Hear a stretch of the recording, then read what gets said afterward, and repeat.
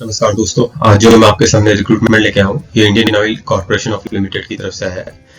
तो मैं आपको इसकी सारी डिटेल बताऊंगा इस वीडियो में। तो दोस्तों जो इसमें टोटल वैकेंसीज आई है वो 537 वैकेंसीज आई है और ये डिफरेंट रीजन वाइज वैकेंसीज जो डिवाइडेड है। मैं आपको बताऊंगा कौन सी रीजन में कौन कौन से स्टेट्स हैं, लाइक ERPL ईस्टर्न रीजन हो गया, वैसे ही वेस्टर्न रीजन हो गया, नॉर्थ रीजन हो गया, साउथ रीजन हो गया। इन सभी रीजन्स की मैं आपको एग्जैक्ट स्टेट्स में बताऊंगा कौन कौन से स्टेट में कौन कौन सी वैकेंसीज आई है दोस्तों। और जो वैकेंसीज का नाम है लाइक अपेरेंटिस की है, mechanical, electrical and telecommunication department से। ठीक है। इसके अलावा ट्रेड अपेरेंटिस की भी वैकेंसी है, जिसमें HR, accountant, data entry operator, domestic DEO, even जो लोग हैं जिनने 12th पास कर रखी है वो भी डेटा एंट्री ऑपरेटर पोस्ट के लिए एप्लीकेबल है।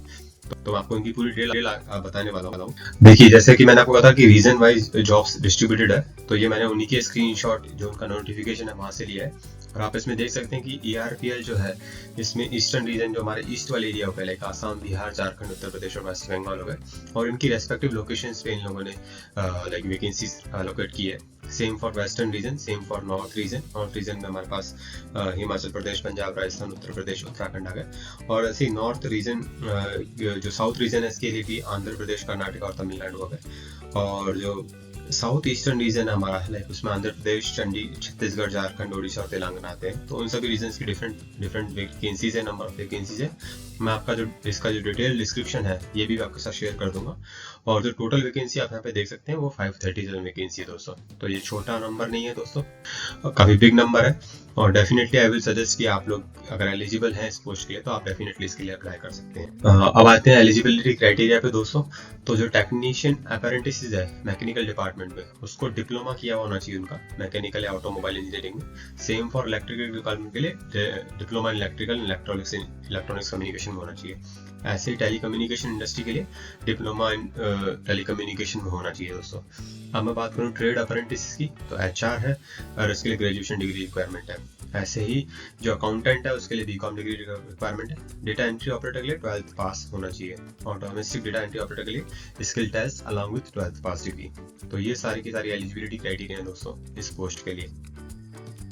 आपकी एज लिमिट की अगर मैं बात करूँ दोस्तों, तो मिनिमम एज जो है वो 18 ईयर्स है और जो मैक्सिमम एज है वो 24 ईयर्स है। ठीक है। इसमें कुछ रिलैक्सेशन दिया गया एज पर government norms, like 5 years for SC ST, 3 years for OBC and 10 years for PWD। तो ये सारा एज रिलैक्सेशन भी इसमें है दोस्तों। अब मैं बात करूँ सिलेक्शन कैसे होगा, तो सिलेक्शन जो होगा purely based on the percentage of marks in the qualification. आपके जो क्वालिफिकेशन में मार्क्स है दोस्तों, उसके बेस पे ही सिलेक्शन होने वाला है। इसमें अलग से कोई रिटन टेस्ट या कोई अगर और कोई एग्जाम नहीं होने वाला है, सिर्फ मेरिट लिस्ट की जाएगी रीजन वाइज। जैसा कि मैंने आपको रीजन बताया था पिछली स्लाइड्स में कि जो रीजन वाइज है उसके अकॉर्डिंग मेरिट लिस्ट बनेगी। फॉर एग्जाम्पल, अगर आप राजस्थान से हैं और आपने राजस्थान रीजन चूज किया है, तो उस रीजन में जितने लोग आएंगे उसके बेस पे एक मेरिट लिस्ट की प्रिपेयर की जाएगी बेस्ड ऑन परसेंटेज। और जो टॉप स्टूडेंट्स होंगे जिनकी परसेंटेज सबसे अच्छी है उन्हीं का सिलेक्शन होगा दोस्तों। और जो इसका ड्यूरेशन है दोस्तों, ये 12th मंथ के लिए एज ऑफ नाउ। ठीक है। और जो स्टिपेंड्स है वो एज पर द रेगुलेशन मिलेंगे, अराउंड 16,000 के आसपास आपको स्टिपेंड्स इसमें मिलेंगे दोस्तों, plus HRN plus other benefits जो रहेंगे उसके अलावा रहेंगे दोस्तों। अब मैं बात करूँ एप्लीकेशन प्रोसेस की दोस्तों, तो आपको थ्रू NATS और NAPS के थ्रू पोर्टल के थ्रू अप्लाई करना है। IOCL की साइट पे आप जा सकते हैं, वहाँ का मैं आपको लिंक भेज दूंगा कमेंट बॉक्स में।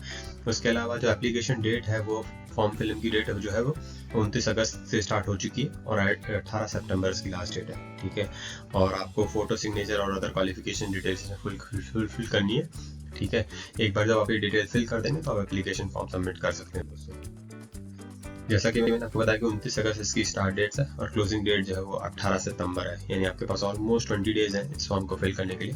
तो आप अगर एलिजिबल हैं तो डेफिनेटली आप इस पोस्ट के लिए अप्लाई कर सकते हैं। इसके अलावा कुछ अगर मैं जनरल इन्फॉर्मेशन की बात करूँ दोस्तों, तो जो रिजर्वेशन होगा वो गवर्नमेंट नॉर्म्स के अकॉर्डिंग होगा, लाइक जो भी गवर्नमेंट के रूल्स होते हैं उसके अकॉर्डिंग इसमें रिजर्वेशन है।